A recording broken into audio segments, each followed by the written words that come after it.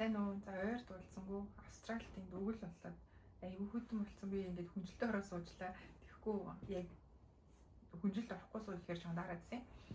Тэгээ би энэ удаагийн бичлэгээрээ Монголд би 2 компанид ажиллаж байсан. Тэр компанид ажиллахад надад ямар байсан бэ гэдэг одоо өөрт төрдөг байсан мэдрэмж, надад яаж ханддаг байсан тэр хандлага гэх юм уу? Тэр туршлагын талаар ярих гэж бодлоо. Яагаад энэ талаар одоо ярмаар санагдсан тий зүгээр л хэний эндээ хуваалцмаар санагдсан гэсэн чинь өчигдөр би ажил дээрээ нэг пивгаа зогсчихсан байхгүй юу? Манай компани болохоор 5 дахь өдөр 3 цагаас хойш пив вино өдөр үнэгүй байж байгаа тэдрийг ууж болтیں۔ Тэгээд би өчигдөр нэг пив задлчаад тэгээд дуугаад зогсчихсэн чинь манай одоо толгой компани хамгийн том захирал нь буюу одоо энэ компани эзэн орж ирснээр өөжи ганцаараа зогсож байгаа юм уу би тэгвэл чам тань болоод нэг пив уучаад тий би харьлаа гэд. Тэгээд бид хоёр ингээл юм яриад айгүй гоё тийм нэг энгийн яриа өрнүүлсэн гэх юм уу. Ер нь бол ингээл таарах тоолондоо захирал бид хоёр дандаа нэг ойр зүрийн юм ярьдаг л та ердөөсөө тийм ажил яриад байдгүй юм. Тэгсэн чинь өчигдрийн яриа болсон чинь ингээл манай захирал би ингээд 25 наснда Австралид ирсэн тухай үед ингээд ямар ч англи хэл байгаагүй гэл нэг тиймэрдүү юм ярьсан. Тэгснэ ингээд чамтай ингээд юм ярьсан чинь яг миний одоо 20 хэдэн жилийн өмнө Австралид ирж исэн тэр үеийн санаанд орж байна. Шууд ингээд чамаас би өөрийгөө харж ийн марж ийн гэл нэг тиймэрдүү юм яриад. Тэгээд надад тэр аюу тийм гоё мэдрэмж төрүүлсэн байхгүй. Тэгээд өмнө нь би ер нь Монголд ажилладаг байхдаа компанийнхаа одоо энэ гүйцэтгэх захиралтай тий эсвэл одоо дэд захиралтайгаач гэдэг юм уу ийм яриа өрнүүлдэг байлуу тэр хүн намайг ингэж гоё ойлгож сонсдог байлуу надтай яг ингэж найз шиг харилцдаг байлуу гэж бодсон чинь манай Монголд угаасаа нэг тийм соёл байдаг учраас надад бол тийм юм алгаа. Тэгээд яг хөө ингэж яг өөрийнхөө өмнө нь ажиллаж байсан 2 компани бодоод үзэнгүүт ихнийх нь бол бүр үнэхээр аимшигтай байсан амар муухай газар байсан тэнд угаасаа тийм байх ямарч боломжгүй. Хоёр дахь компани маань болохоор айгүй гоё газар байсан. Тэгээд яг миний өчигдөр шиг ингээл гүйцэтгэх захиралтайгаа ийм дотн тий ойр юм яриад найз нөхөд шиг юм байдаггүй ч гэсэн газрын захиралтайгаа бол айгүй тийм дотн байсан л та. Тэгээ янз бүрийн юм ярьдаг байсан. Гэхдээ гүйцэтгэх захиралтай бол тийм ярьж байгаагүй. Угаасаа манайх чинь айгүй олон хүнтэй байгууллага байсан учраас нэг ажилтан бүртийгээ тийм яриад байх ямарч боломжгүй л тий. Тэгээд яг нөгөө энэс үүдэлтэйгээр ингээл бодол гэдэг чинь ингээл хөврөөл явцдаг штеп.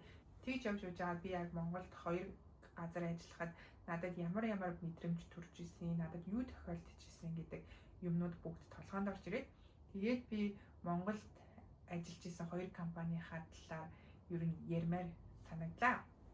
За тэгээд хамгийн ихний компани нь болохоор бүр аимшигтай компанисэн заяа. Би муулах байгаа учраас би нэрийг нь хэлэхгүй зүгээр компани яриа явчих. Тэр компани банк байхгүй юу? Тэгээ би тэр банкнд болохоор яг сургуулаа төгсөөд ажилд орж исэн. Би чинь сургуулаа 20 настай төгссөн. Тэгээл цав цагаахан цаас тий одоо ингээд 20-той байхдаа ажилд орсон гэж бодонгууд хөөхий бас айгүй жоохон л ажилд орсон байгаа байхгүй юу? Тэгээд тийм нэг жоохон охин шууд эдийн засгчаар ингээд ажилд орсон. Тэгээд эдийн засгч чинь зөвхөн зээлээ судалдаггүй бүр ингээд амар их юм хийдэг заяа. Зээлээж судална, харилцагчтайгаа уулзаж их усүрч татна. Тэгснээ зээлийн эргэн төлөлтөө бас өөрөө хариуцдаг заяа. Одоо ингэ хүмүүс зээлээ төлөхгүй байх юм бол гэр хорооллоор явбал эсвэл байранд очивол айлын хаалга маалга хашаагийн тогшоол зээлээ төлөөчэй гэж хэрүүлээдэг заяа. Тэр бүр амар хэцүү ажил байсан. Тэгээд одоо яг би ингээ 30 настай байхдаа тэр ажлыг хийх юм бол нэг ондоо хийнэ. Тухайн үед 20 настай дээрээс нь хамгийн анхных нь ажил байсан. Тэгээд хамгийн анхны ажил нь үнэн одоо новшийн тэгээ бүр амар би хамгийн муухай үг хэлж байна. Новшийн ажил байсан. Ажилланч тэр компани соёлонч тэр яагаад би тийж хэлж байгаа гэхээр яг саяны хэлсэн шиг ажил нь бол нэгт онцгүй байсан. Тэгээд хоёр гэх юм бол тэр компанийн гүйцэтгэх захирал нь бүр амар муухай хүн байсан. Би одоо нэг тийм хаан хатан тий чи бол миний ажилтан чи бол хинч биш шүү. Би чамд одоо ингээд ажил олгож байгаа чамайг ажилтаа ялгаж байгаа хүн.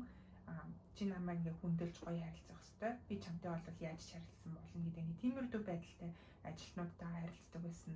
Айгүй онцгүй байсан. Тэгээд зүгээр надад тулгарсан нэг жишээ нь заяа. Юу байсан гэхэлэр би зээлээ одоо судалчаад тэгээд зээлийн судалгаагаа хийхин тулд гүйцэтгэх захирал дээрээ танилцуулга хийх болдог байхгүй. Уулын чаваас 8 сая төгрөгийн бизнесийн зээл заяа. Тэгээд тэр 8 сая төгрөгийн бизнесийн зээлийг олгохын тулд тэр хүн гүйцэтгэх захирал заавал над дээр орж ирж надад зээлээ шийдвэр хийж байгаа байхгүй юу. Тэгвэл тэр одоо цалингийн зээлнээс бага дүнтэй бизнесийн зээл авах гээд байхад чинь заавал тэг хэрэг юу байгаа юм бэ? Тэгснээ өөрөө гол нь тэр зээлдэгчээ таньдаг тухайн банкар нь 10 хэдэн жил үйлчлүүлсэн бүр амар сайн зээлдэгч байгаа юм. Тэгээд би нөгөө зээлийг нь судалчаад зээлээ танилцуулаад ингээл яриад явж байсан. Өөр орлогын харьцаа юм байна. Зээлээ хэдэн сарын дараа ингэж ийм их усрээр төлнө нэтрэгээл ярьжсэн чинь шилнийхээ цаанаас намайг ингэж харснаа. Чи одоо уран урлагийн тэмцээнд орж байгаа юу? Наадхаа аятайхан яриач гэдэг. Тэгээд яг гоо ингээд би айгүй чанга болоотой ер нь айгүй чанга ярьдаг байхгүй. Тийм болохоор намайг айгүй чанга яриад энэ жоохон аяахан ярил гэж хэлж байгаа нь тэр юм шиг байгаа. Тэгсэн намайг чи одоо уран урлагийн тэмцээнд орж байгаа юу гэж загинж байгаа байхгүй. Тэгээл би ердөөсөө зээлийн муу судлуулсан гэж загнуулаагүй зүгээр л өөрийнхөө хоолойноос болоод загнуулчихаа. За тэгээд би 2 дахь удаанаа тэр захирал дээр дахиад өөр зээл бариад ордог байхгүй юу. Тэгэл за тэгээд өмнөх удаад нь ингээд чанга ярьдаг гэж загнуулсан юм чинь энэ удаад нь жоохон аяахан ярьчий даа гэж бодоод тэгээд ороод айгу аяахан ярьлаа. Тэгэл зээлээ танилцуулаад байсан надаас юу ч асуугаагүй. Тэгснээ шууд чи одоо гашуудалд ирсэн байгаа юу? Чи оршуулган дээр байгаа мó? Яаж ирээд байгаа? Над юм аятайхан чанга ярьж болдгоо мó чи гэж мэгэл заяа.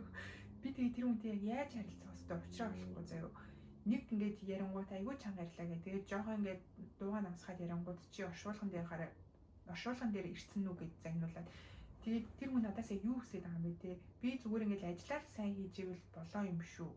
Яагаад намайг ингээд миний хоолойны өнгөөр тийм миний гаднах байдлаар өнгө үзмжээр намайг ялгуурлаж ингэж надтай муухай харьцаад байгаа. Тэгснээ гол нь миний одоо судалсан зээлнээс нэг ч юм асуухгүй бийжиж зөвхөн миний гаднах байдлыг шүүгээд байгаа байхгүй юу?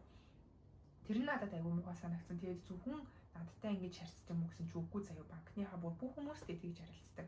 Манай нэг өөр бас зээлийн эдийн засагч найз гэсэн. Тэр тэгээд зээлээ судалчаад ороод танилцуулсан юм байл та. Тэгсэн чинь тэрнийг бас ингэж ердөөсөө зээлийнхаа талаар ярихгүй чи одоо банкны ажилтны юм байж аятайхан хувц өмсөж унхаагүй царайлчил ингэ явж явах юм гуйлах чинь шиг юм өмссөн байна тэр гэж зансан байгаа байхгүй.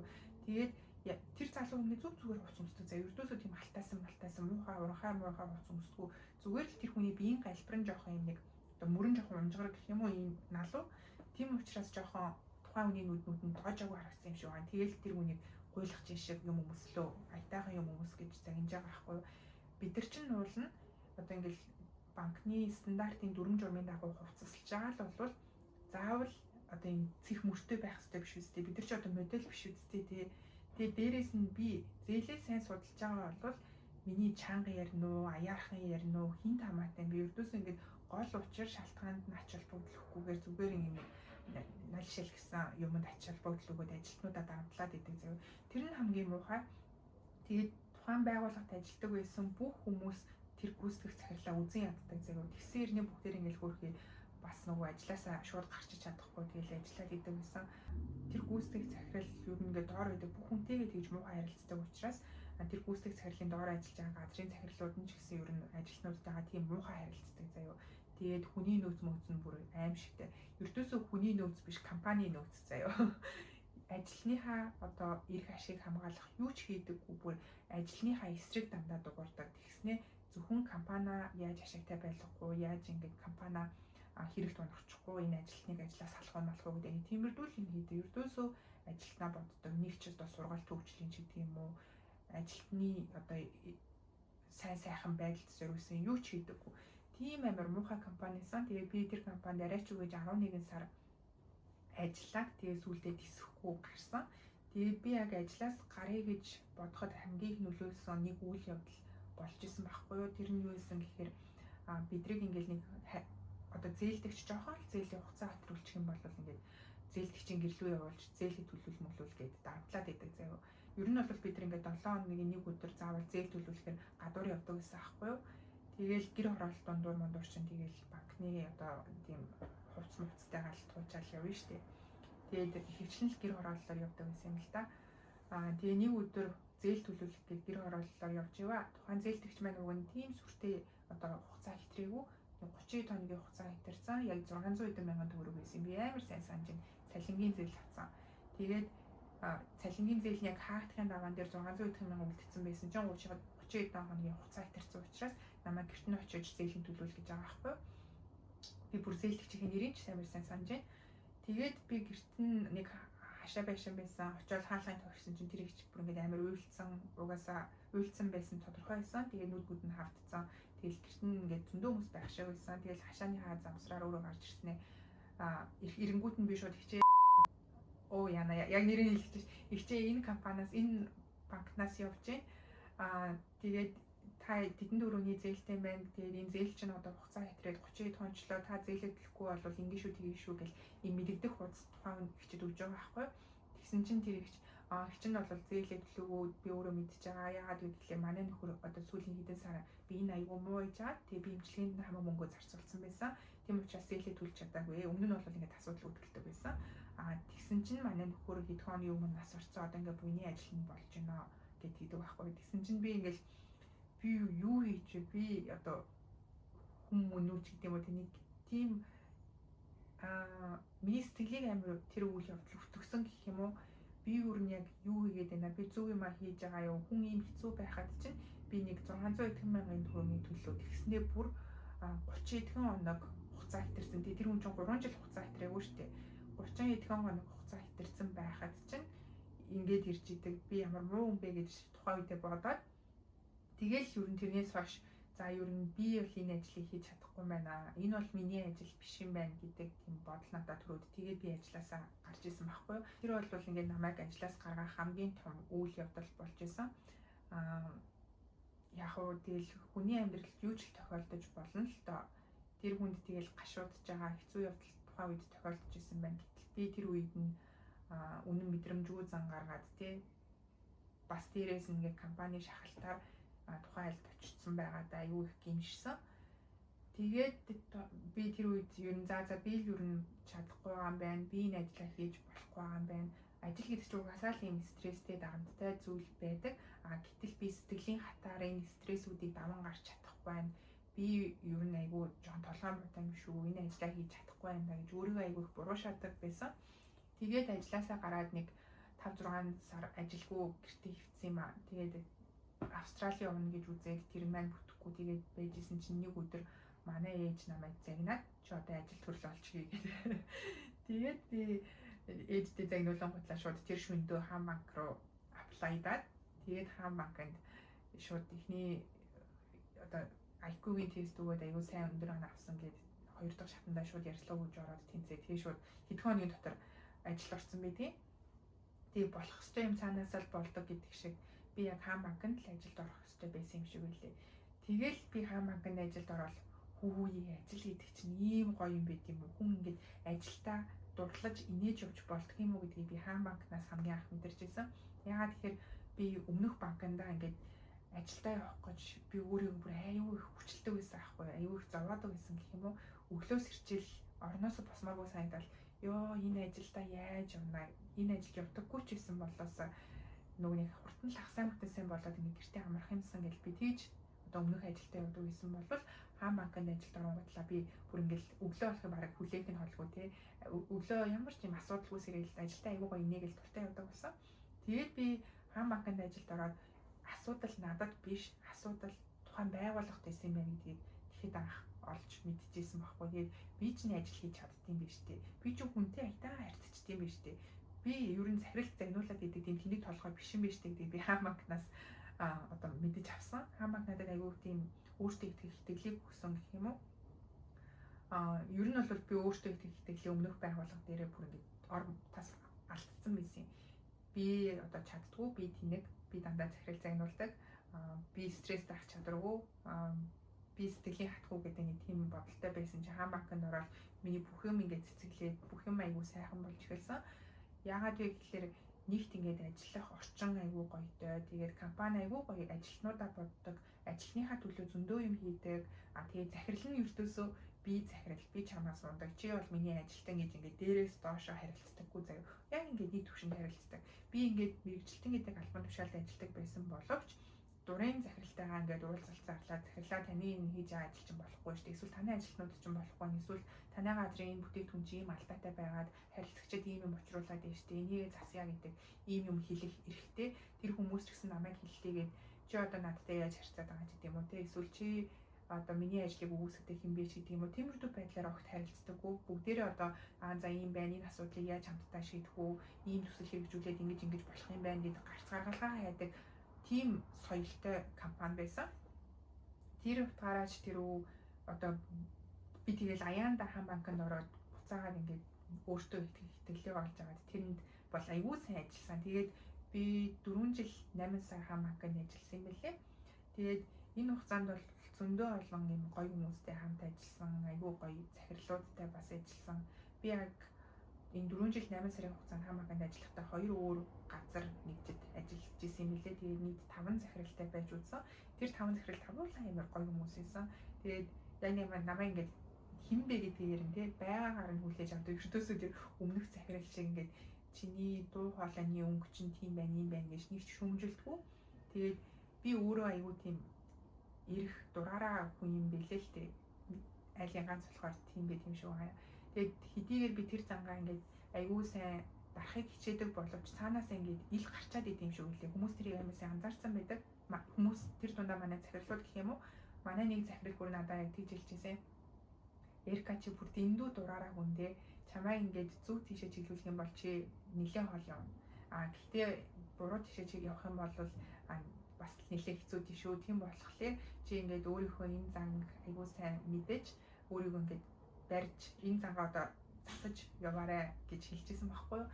Тэгээд надад тэрнийг болохоор би Австрали явахын өмнөхөн надад одоо захиж хэлж өгч явуулсан нэг тийм үг нь байгаа.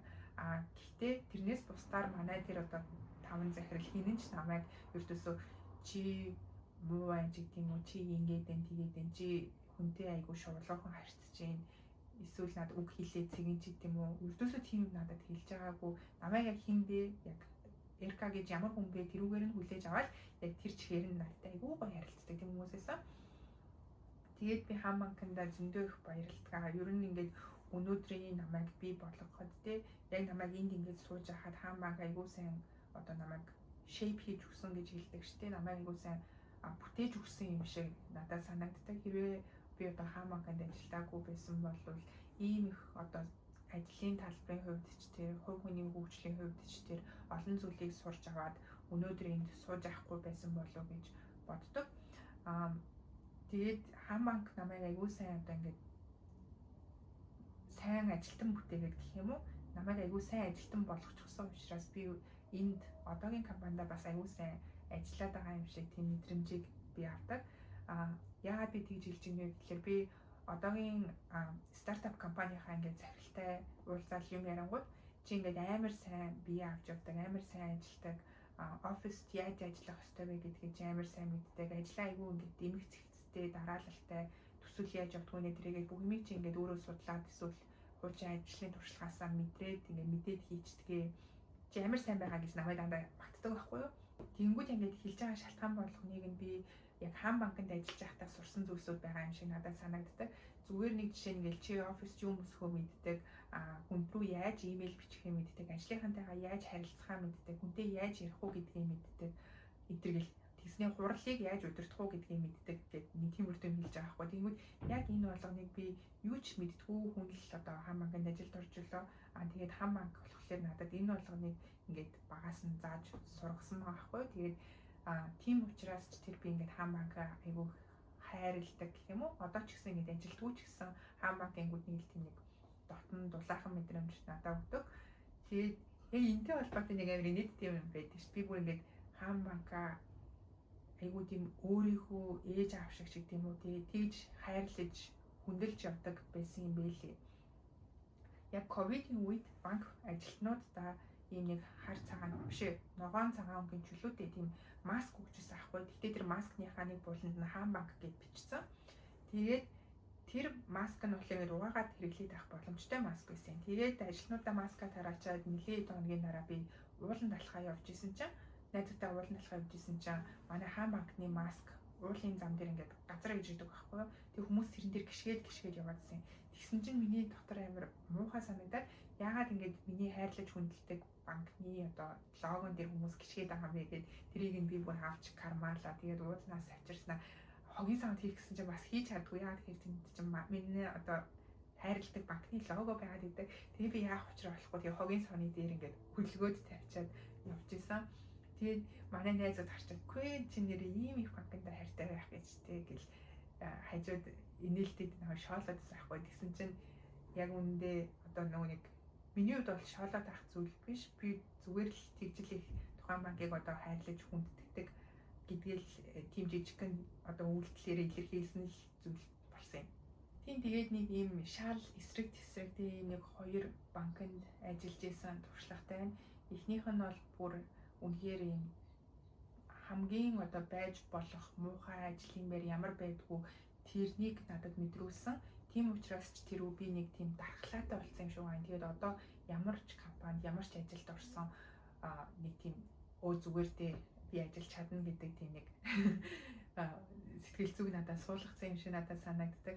Магадгүй тэр компани амар муухай байсан учраас би дараагийн одоо юм сайхан гоё компанид ажилд орохдоо тэрнийг аюул сайн талархаж хүлээж авч тэрэндээ аюул сайн урамшиж ажилдаг юм шиг надад санагдаад идэв.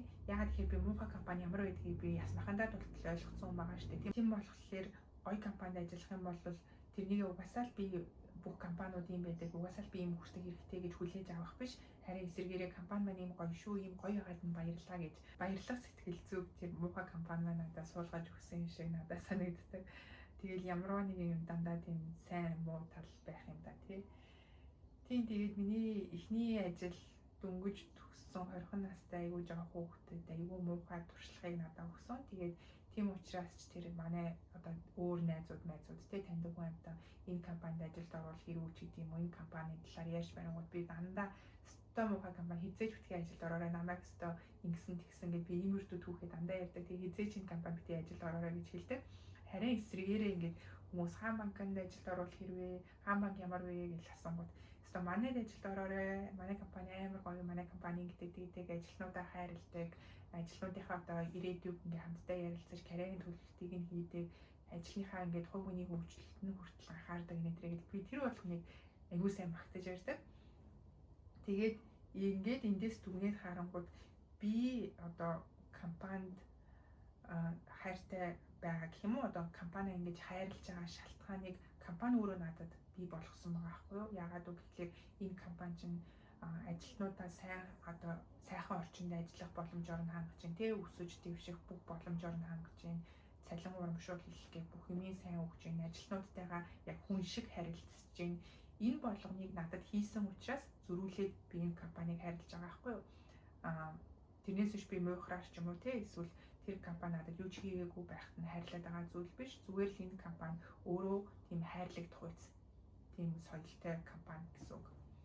Тэгээд нэг ийм хоёр эрсдэс компани ажиллаж исэн миний туршлага байна. Гинт өчигдөр орж ирсэн үнэн тийм рандом бодлосоо нэг ийм бичлэг хийчлээ.